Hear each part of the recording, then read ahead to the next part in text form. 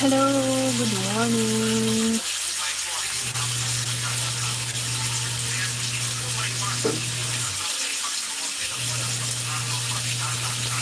Deva Sakayan, Deva Sakayam.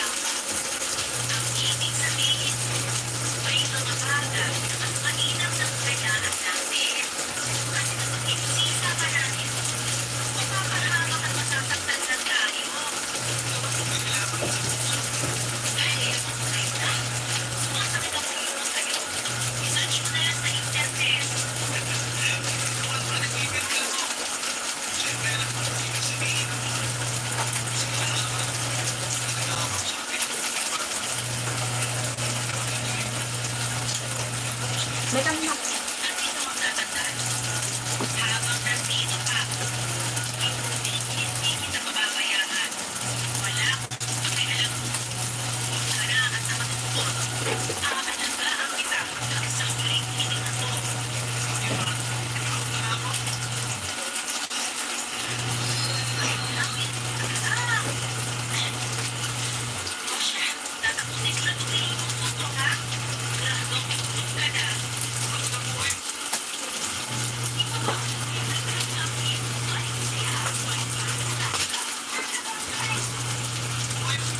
Sagdan, nagkarakatawag mo.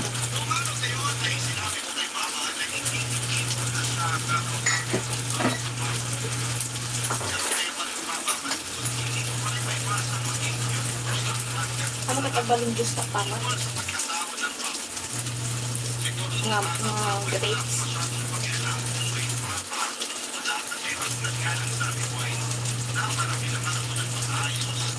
Ayaw mo? Dapat.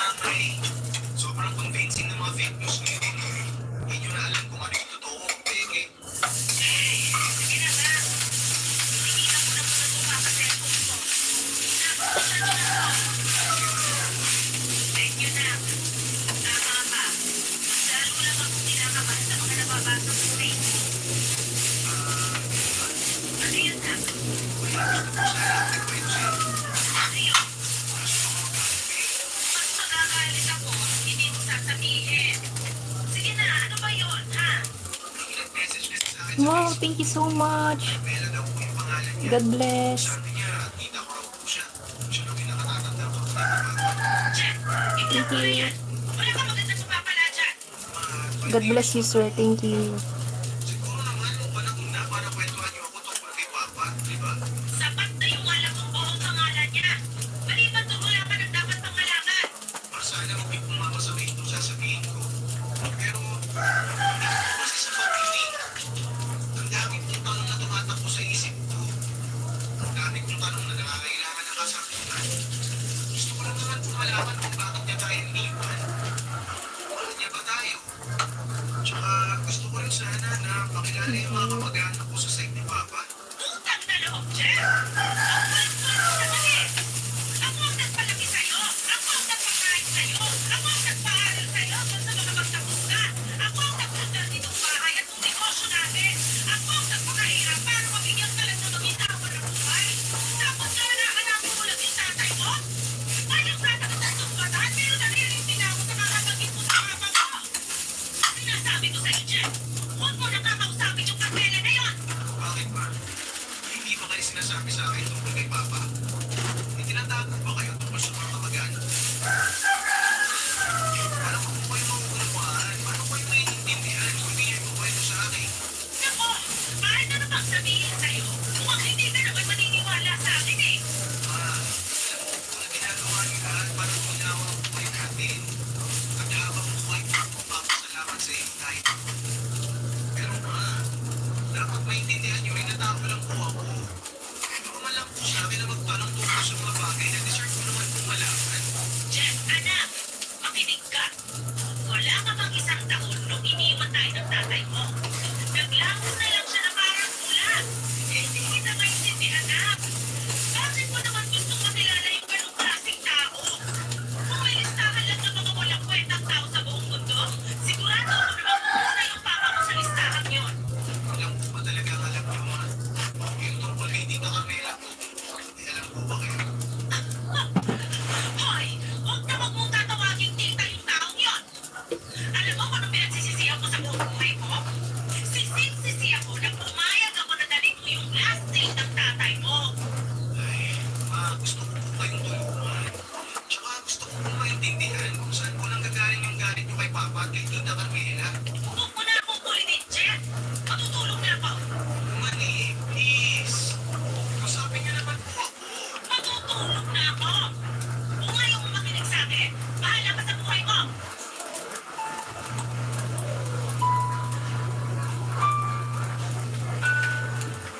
Naisip ko po ng mga panahon yun na siguro gano'n ang kalaki ang galit ni Mama sa Papa ko at sa buong pamilya ng tatay ko. Kasi siguro iniwan kami ni Papa. At sino ba naman kasi ang hindi magkakaroon ng samaan ng loob, hindi ba? Hindi pa ako nag-iisang taon tapos ay bigla kaming iniwanan. Pero kahit na ganoon, pagkatulad ay hindi ko pa rin kayang magtanim ng galit sa tatay ko. Kaya't ipinagpatuloy ko pa rin ang pakikipag-usap kay Tita Carmela. Ang kwento niya sa akin ay nasa Laguna nakatira si Tita ngayon at mag-isa lamang siya sa buhay ko. Sobrang naawa ko sa kanya kaya't palagi ko siyang kinukumusta. Tinanong ko rin sa kanya ang tungkol kay Papa at ipinahagi ko kay Tita Carmela yung sama ng loob ni Mama sa Papa ko. At ang sabi niya ay hindi raw handa si Papa na maging tatay noong naging sila ni Mama. Kaya pinagkakalaban siyang umalis at iniwan kami. Noong nabasa ko yun ay sobrang galit at sakit ang nararamdaman ko. Pero bigla di nanatili pa rin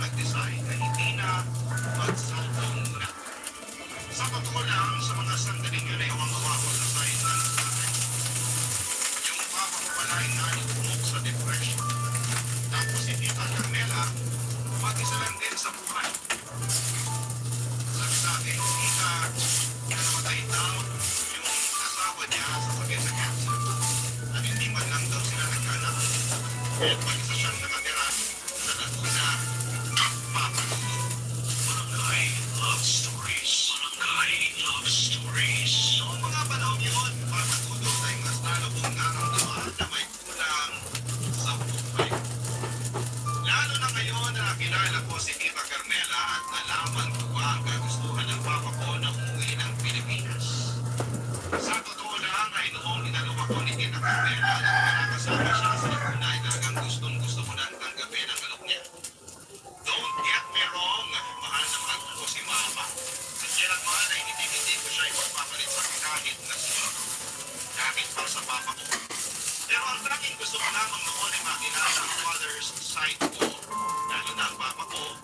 Yan ang mahirap i-explain kay Mama. Kasi palagi na lamang galit at inis ang pinaparamdam niya tuwing pinag-uusapan ko sila. Lalo na sa gustong-gusto ko makilala ang lubusan ng pamilya ng nanay. Kahit na may kaunting galit, nakaramdam din ako ng tawa sa papa ko. Siguro sobrang hirap ng buhay niya sa Amerika. Kaya siya kumantong sa puntong ayaw na niyang gumamit ng cellphone. Hindi ko man nakontak ang papa ko at least nandyan si Tita Carmela para tulungan ako hanggang sa magkakita kami ng papa ko.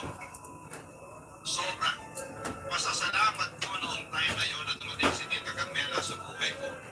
Sa panahong hindi ko inaasahan. Naisip ko rin na baka ito na ang sign mula sa Diyos. Para sa akin na makilala ko na ang papa ko at matulungan akong makita ang mga sagot sa mga tanong ko tungkol sa kanya. Pagkatapos ng ilang linggo ay tinipon ko ang lahat ng lakas ko para sabihin kay Mama na luluwas ako ng Laguna at pansamantalang titira kay Tita Carmela. Alam ko po noong time na yon na tiyak na magagalit si Mama. Kung galit na siya tuwing binabanggit ko ang tungkol sa tatay ko, paano pa kaya kapag nalaman niya ang nagtataka kong lumuwas ang Laguna?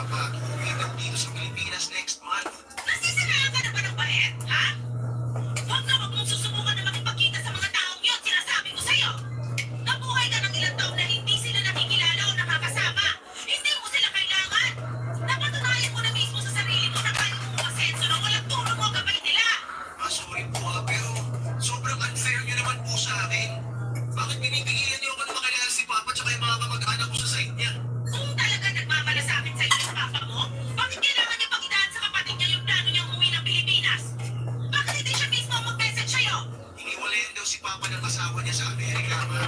Kaya hanggang ngayon, depressed siya. Kaya nga ako makikipagkita kay Tita Carmela eh, kasi siya yung magsisilbing tulay para makita kami ni Papa. Para makilala ko siya. Ba't matigas ang ulo mo? Hindi ba sinabi ko na sa'yo, i-block mo yung Carmela na yon?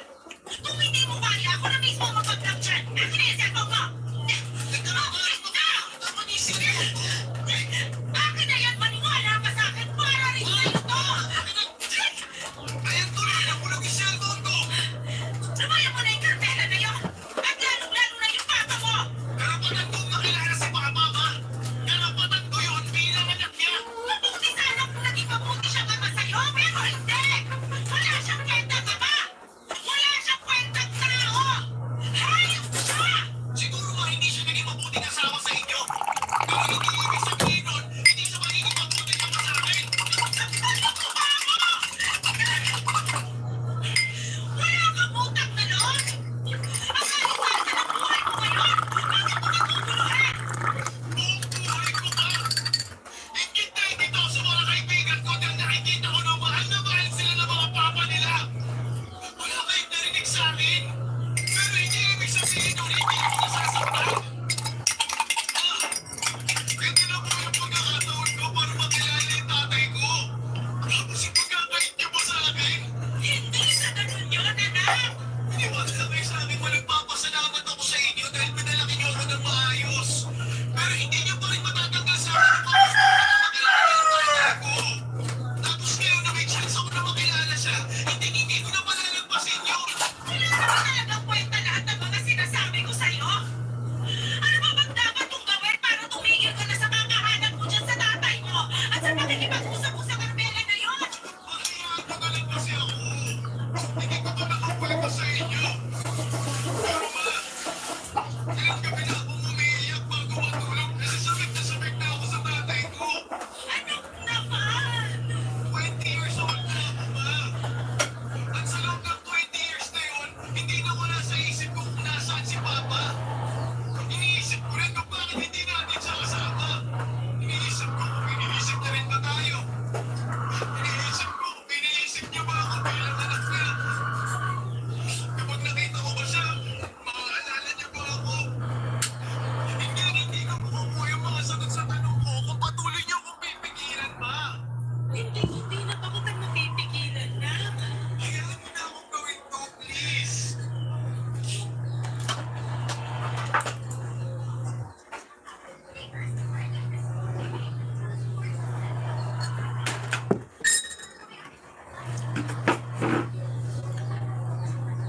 Philippines.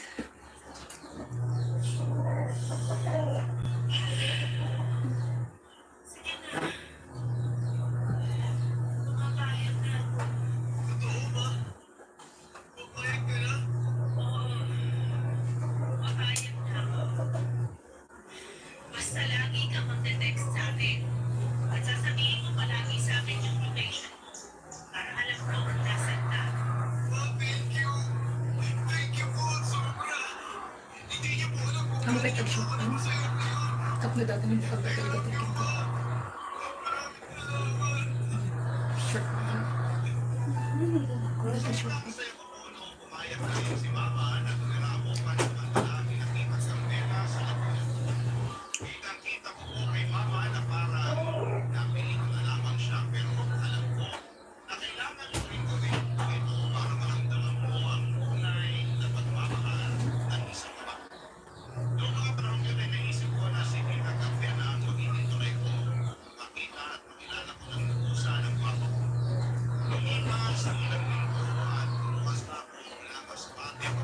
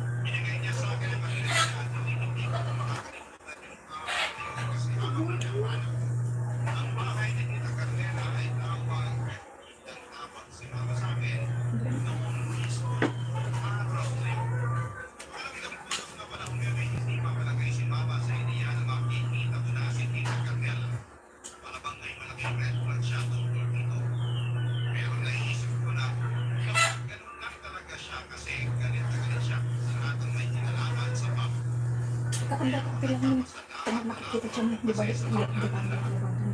ba? Oh, makinasuot mo mo.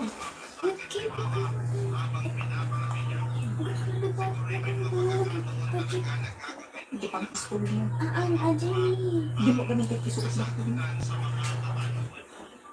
Siguro ay ganun talaga tayo. Ay naghahanap tayo ng mga bagay na wala tayo. At ginagawa talaga natin ang lahat para makumplit ang gusto natin sa lahat ng bagay mapapansin. Dito pa, ang arte mo. Alam niyo po yun.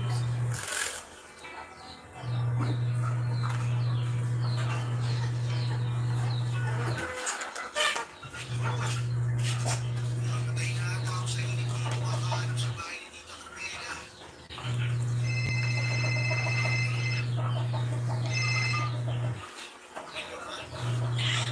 Kumusta ka na? Nasa ka na ba ngayon? Sa lagunan ako. Kinuha ko sa address na binigay sa akin ni Tita Carmela. Kaso, dahil ang bahay dito eh, isa-isa ito pa.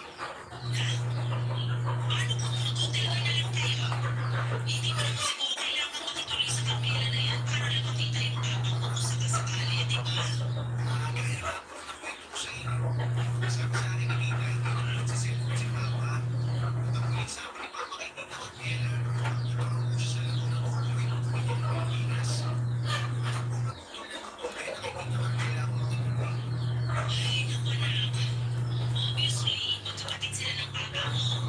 Sigurado ako may saya din sa mundo ng babaeng yan. Ayaw kong mahawa ka sa kanila. Ay, huwag kasi kayo mag-alala ma. Kaya ko lang po sarili ko. Tsaka isa pa po, huwag naman po kayong judgmental. Hindi naman siguro siya masamang tao dahil nanginginom tayo ng Papa, di ba? Kaya itong tao naman sila eh. Huwag na natin siya husgahan ma. Jeff! Ma, si Tita Carmela na ata yun. Patawagan na lang kita mamaya, ha? Sige anak, mag-iingat ka dyan, ha? Bye! Sige ma, I love you. Tita, hello po. Jeff! Masaya akong nakita na rin tayo sa bukas. Ako rin po, Tita. Sobra. Kaya ako nga. Okay naman po, pero medyo napagod lang po ako sa biyahe. Pwede ka, pasok ka na sa bahay. Thank you po. Huwag kang mahihiya, ha? Itarapin mo na po ang bahay na to. Ano po pala ng bahay niyo? Maliit lang itong bahay. Eh, papagawa ko pa ng second floor sa susunod na taon. Nabanggit ni Tita na mag-isa lang po kayo dito, di ba? Para na din sa'yo ng amo. Siyempre, para at least mapupunta kayo ng laguna. May matutulungan kayo ng iba. Kung gusto niyo, pwede ka din na kayong tumira kasama ko. Ay, thank you po sa offer, Tita. Na-appreciate ko po. Sobra. O ito, magtubig ka muna. Thank you po. Thank you. Ano ka ba? Thank you ka na thank you dyan. Sorry, Tita. Medyo naiiyak po kasi ako sa inyo. Hindi mo kailangang mahiya. Dalawa lang tayo dito. Tinatawag na. Okay? Sige po. Ay, lang po pala, Tita. May bagong balita po ba kayo kung may Papa? Well, nung last ko siyang nakausap, sabi niya, okay na raw siya ng ticket in advance. Next month na daw yung alis niya, dito raw siya tutuloy sa akin. Pero sa ngayon, sa tingin ko nakakita yung cellphone niya eh. Pero huwag kang mag-alala. Pwede kang tumira dito sa akin hanggang sa magkita na ng papa mo. Malaking tulong na po sa akin. Maraming salamat po. Ako pala yun, basta ikaw. Ay nga pala, bakit naka-leather shoes ka? Wala ka bang rubber shoes? Kung gusto mo, pwede ka rin kitang bilhan. Ito po kasi ang uso ngayon, tsaka matibay po ito. Kaya lagi ko po ginagamit. Dahil, may pera ka ba? Sana mo mga mas malimang sasabihin ko ha. Pero sabihan mo lang ako kung wala ka ng pera ha. Sige po, Tita. Okay, mag-alala sa akin. Dinala naman po akong pera. Pero salamat po talaga sa concern niyo. Kung mabuti na lang talaga, dito ka nakatuloy sa akin. Kasi kung hindi, sigurado ako maubos ang pera mo. Kaya nga po eh. Salamat po talaga. Pinatuloy niyo ako dito. Hindi nga pala, kumusta naman kayo ng mama mo sa Masbate? Ang gagawin May ko. maayos ba kayo na tinutulungan doon? Hindi po, Tita. Okay naman po kami. Huwag po nag-alalahanin. Mama ko nga pala. Nakita na kami niya ng isang beses kung sila pala papa mo. Hindi pa niya naikwento sa'yo. Uy,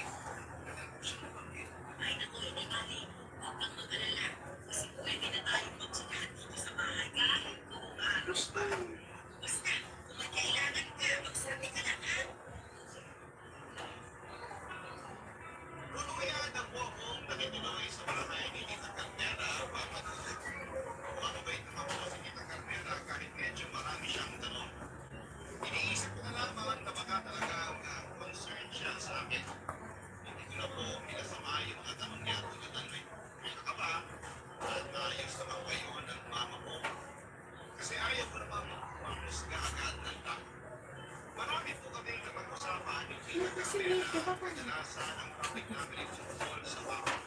Ay kakita, Gusto ko na ba? Gusto ko na. sina mama at papa Ngayon, hanggang chinelas ka. sa isang model sa Amerika bilang bartender. At sa Amerika na rin siya nakapangasawa ng ibang babae. Bilang Ngayon, pagproblema, ano pa ba? ang tawag pamilya ng babae kay Papa. Anong kapatid ng pasa? Kung bakit siya sobrang Wow, thank you so much. God bless you.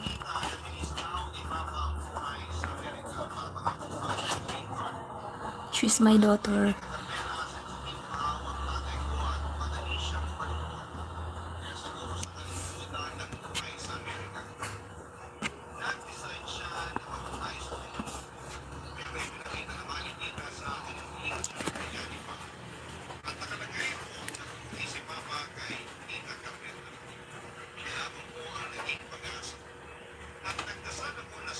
God bless you. Thank you.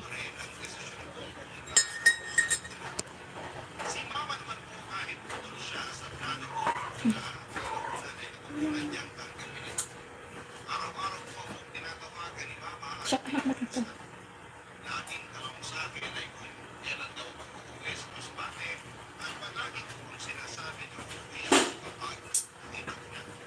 Si Mama, mabuti na lamang po at may minsan ako ng magkakatiwalaan kaya siya pala ang tumulong kay Mama sa mga gawain bahay at sa pagmamakatpo ng kalimtin niya. Barangay Love Stories. Barangay Love Stories. Aaminin ko po na sobrang napapagod na ako sa bahay. So, sukat ang data mo kung trabaho ko. Siya. Di short mo na. Oy. At naman ang mga pinakakain mo. Sa mga pagkakataon ako na mismo ang tatawag at kumusta kay Mama kasi wala talaga akong magawa sa bahay ngayon. Isa lang dyan. Nagkapera naman ay kadalasan ay nasa bag lamang niya nagsasalpo kaya ay nanonood ng TV.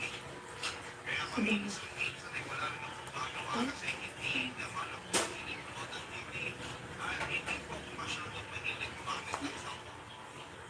Akala ko po ay yun ang magiging buhay ko hanggang mapalitan ko si Papa.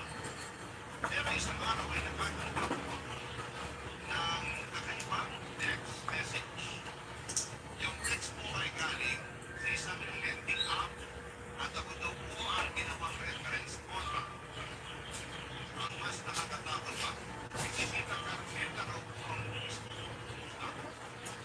Sobrang malapit na lapat kasi matanda na sa karmera kasama sa Ano ba itong bukong isa pa po dahil hindi naman gamit niya sa bahay at hindi siya matanggalan dahil sobrang sipag niya na mga kasuotan niya. Ang katuwang ko paminsan-minsan ay nagmumukha siyang basahan sa damit niyang suot kasi kahit umang ay pinagbibisan pa rin niya ang suot. Ganyan siya kasimple. Kaya't yun na lamang po ang pagkakahala kung malawang pupunan siya. Jacket ko. 30,000 pesos at ako po ang ginawa niyang reference contact. At gaya ng sabi ko kanina ay kaya ko pong maghusga kaagad. Kaya lang makanggap ko ang mensahe ay pinagbulit ko po sa akin. Hindi pa. Papa, urahin na. Kasi alam ko po sa panahon ngayon ay sobrang talaga lamang niya. At madaling lamang magpintahan sa isang tao ng kasalanang hindi naman niya ginawa. Dahil sa sobrang bilis ng pagustong ng teknolohiya papadudot. Listen pa mo.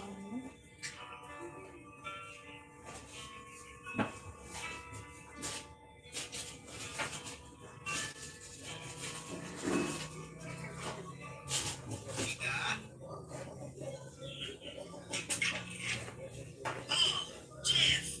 Tita, pasensya na po sa store ko, ah. Wait, isa pa.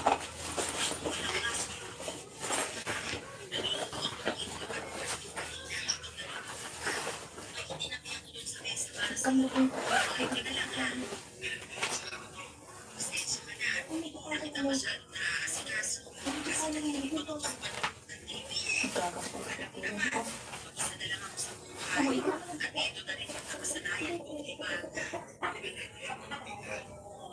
Gusto ko sana kayo umuto sa akin.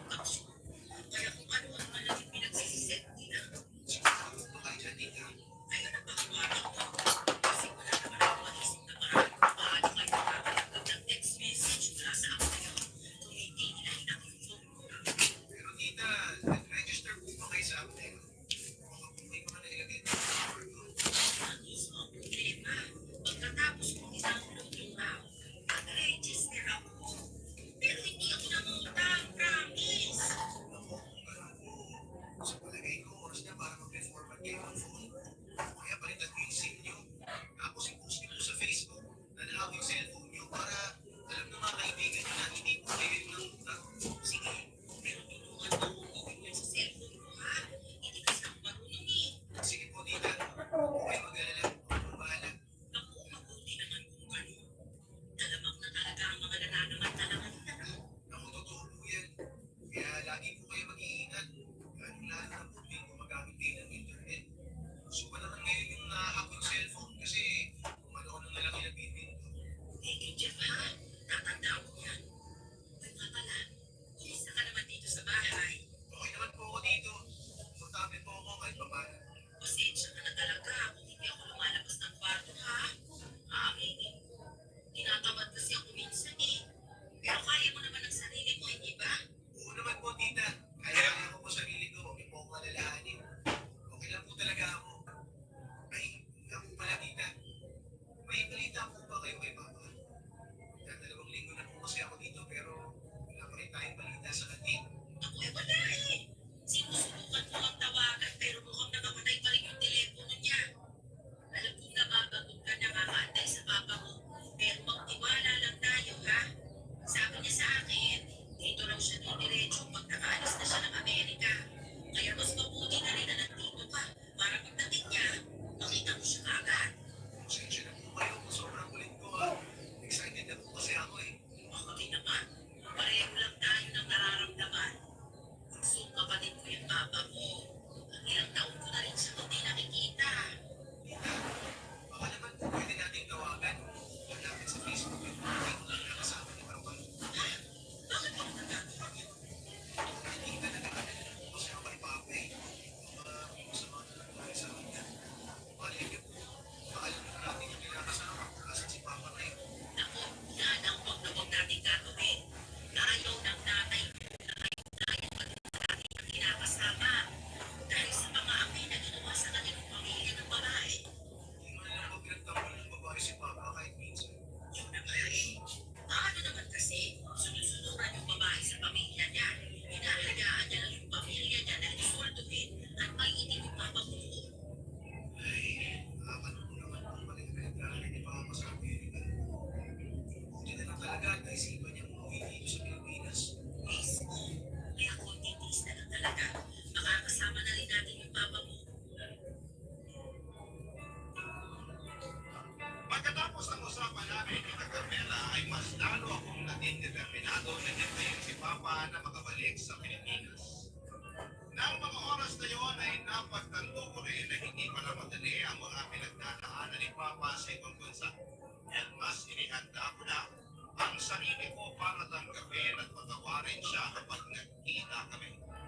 Na-realize ko na kailangan kong kalimutan ang ginawa niyang pag-iwan sa akin ni Papa dahil marami na rin naman siyang pinagdadaanan. Hello, good morning. Yeah, Pa sa ilang araw at medyo thank you. God bless you. kasi bukod sa libre yung tinutuluyan, libre pa yung pagkain. Parang hindi ko na kayang tanggapin ang lahat ng Where are you from, Sir Nito? ayaw ko maging sa kanya at may savings naman ako sa ATM ko. Kaya hindi naging problema yun. At kaya hindi naging problema yun. At gusto ko ring maramdaman na may contribution ako sa mga bagay-bagay sa bahay na yan. Sa ganitong paraan, kahit paano ay mararamdaman kong hindi ako labis tumaas sa kaibigan Carmela at may sarili akong kakayahan. Pero dumating ang araw, na napansin kong medyo naging irritable at wala sa mood si Tita Carmela. Hindi ko siya masyadong maintindihan at sa bawat araw na lumilipas, ramdam ko ang pagbabago sa kanyang pag-ugat. Tuwing sinusubok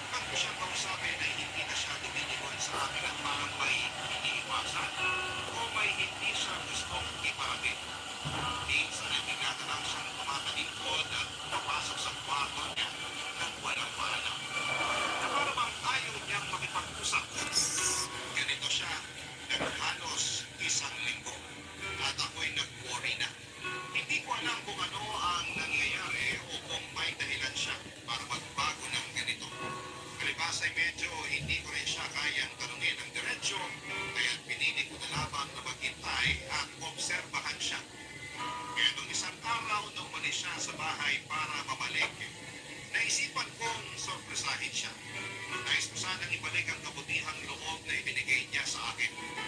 Pinili ko na maglinis ng buong bahay at gusto ko siyang mapatawa, mapagaan ang pakiramdam at maramdaman niyang may taong nagmamalasakit din sa kanya.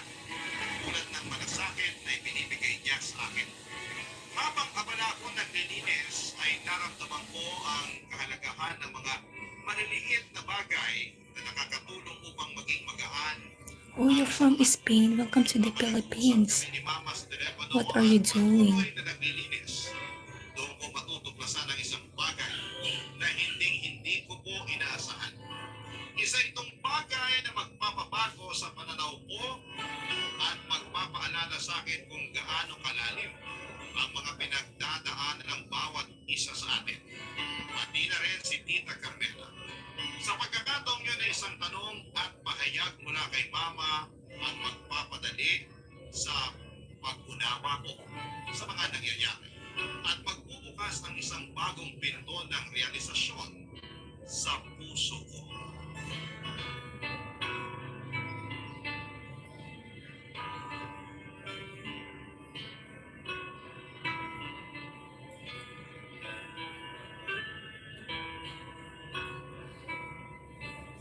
Itong mga to, oh, ano ba naman itong mga gamit ni Tita Carmela? Nagkalat na dito, tapos ang alikabok pa. Pero di bale, lilinisin ko na lang. Ay. Hello, Ma? Nak, kamusta ka na dyan? Okay naman po ako, Ma. Lumabas po si Tita Carmela para mamalengke, kaya eto, nililinis ko po itong bahay niya ngayon para masurpresa naman siya pagbalik niya. Pambihira ka talagang bata ka. Sinabi ko naman sa'yo na mag-hotel ka na lang, di ba? Ginagawa ka ng katulong ng demonyitang yun eh. Ano naman si Mama? Mag-relax nga kayo. Hindi mo kulabot sa loob yung paglilinis ko dito. Ang totoo niyan. Ako naiiyak kasi No sleep. hindi natutulog ko. No. Naisip ko rin na I mean, sleepless. I sleep but not enough. That's why this is my natural look. Ewan ko sa'yo, naghahanap ka talaga ng sakit ng ulo, bata ka. Eh, nga pala, yung lending app na nag-text sa'yo nun, ano, nagte-text pa rin ba hanggang ngayon? Ewan ko lang ha, pero sa totoo lang, wala pa rin akong tiwala sa babaeng yun. Paano ko nagsasabi naman ng totoo yung tao? Na talagang na ako yung cellphone niya. Ay nako, Jeff, hindi ako pinanganak kahapon. May pakiramdam ako na may utang na hindi nababayaran yung bruhang yun. Hayaan niyo naman. Wala naman na ako natatanggap ng text galing sa ako yun eh. Kaya okay yan.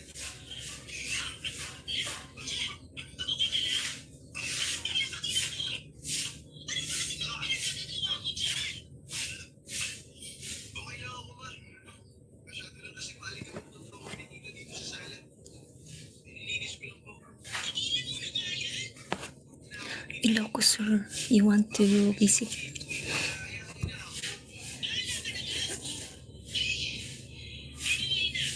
Napatawag nga pala ako kasi may hingin akong papor sa'yo.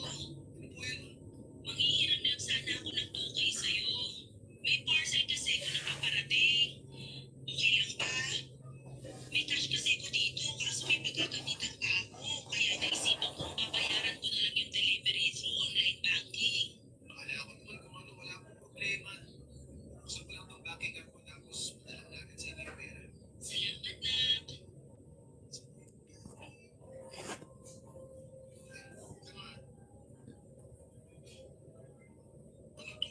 Oh, bakit?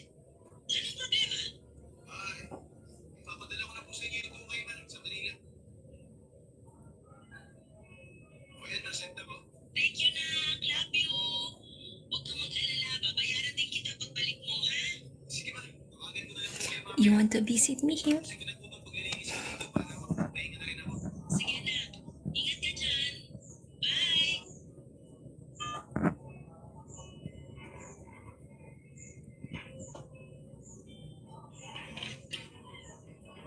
Jeff, namalengke nga pala ako. Napapansin ko kasi na palagi ka nalang nagpapadeliver. Kaya naisipan ko nang magluto. Anong gusto mong ulam mamaya? Tita, meron po pala akong gustong klaruhin sa inyo. Oh,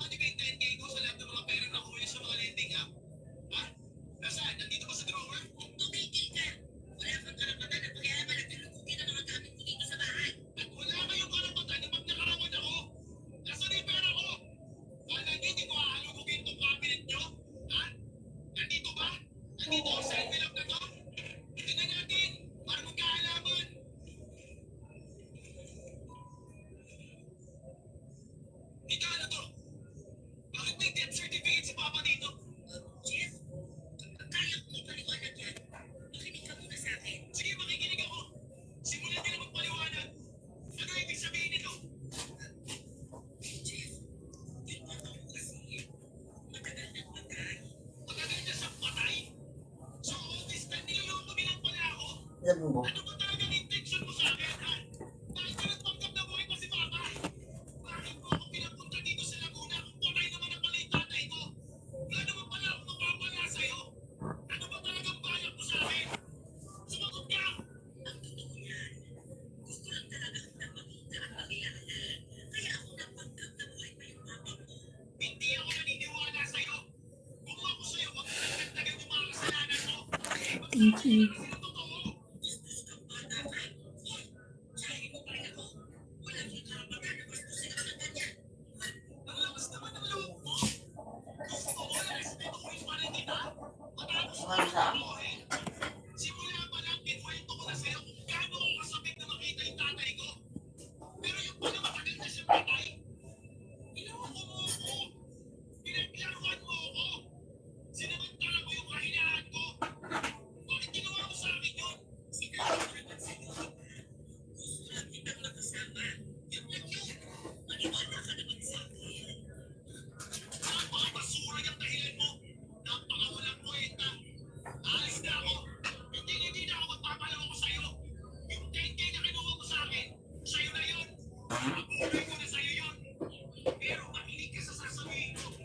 Bago ako umuwi sa amin, magsasampa ako ng reklamo para mapausahan yung katulad mong manggagaan ko.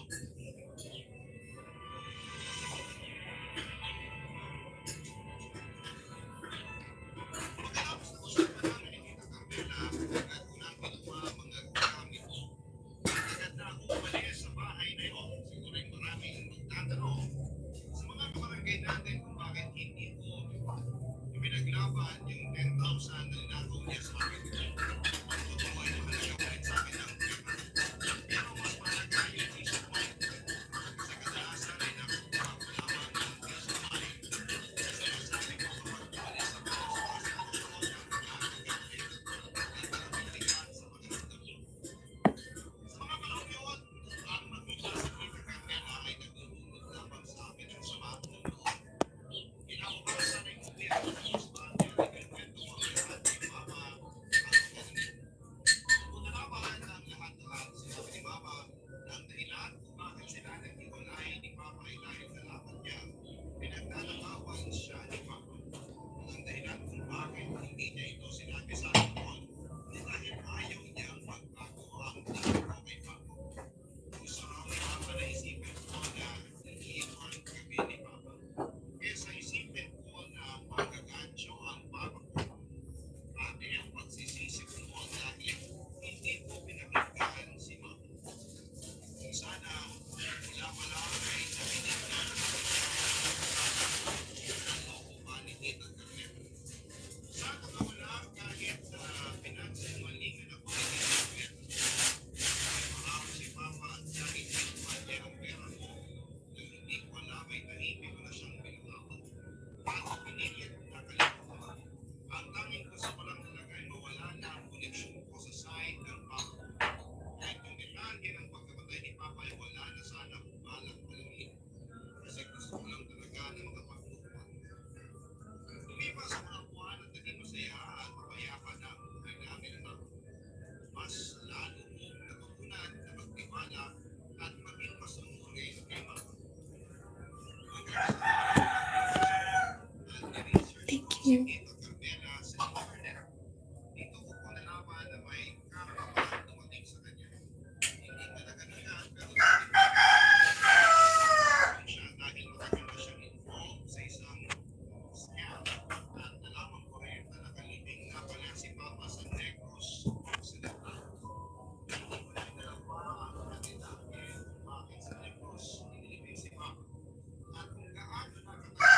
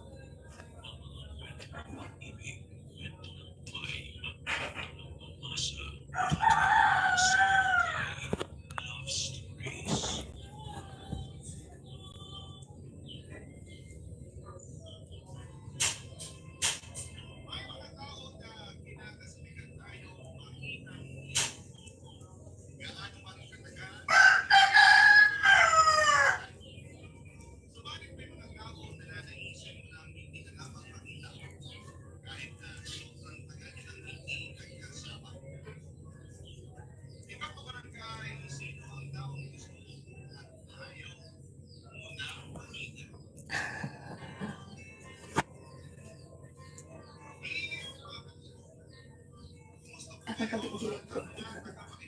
Lahat ka sa YouTube ko.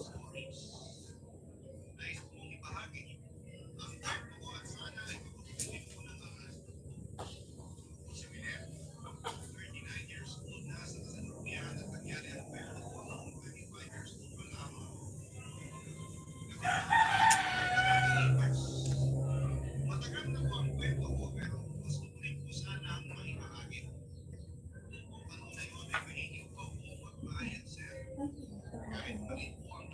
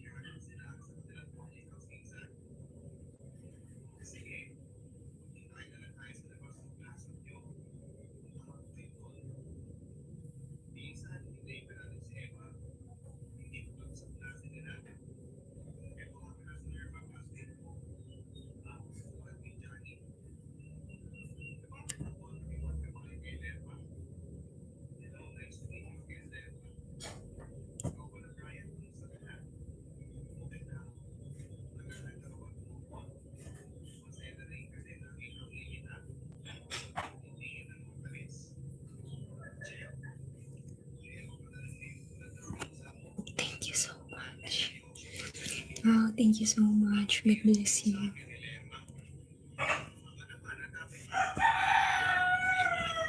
God bless.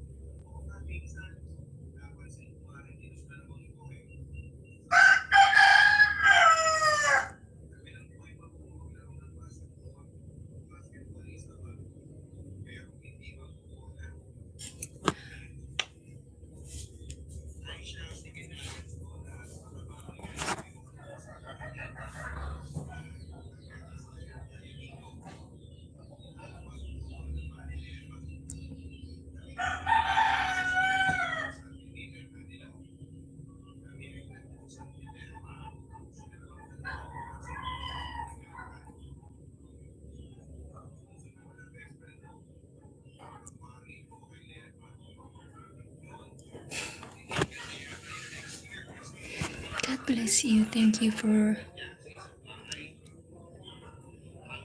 gifting me.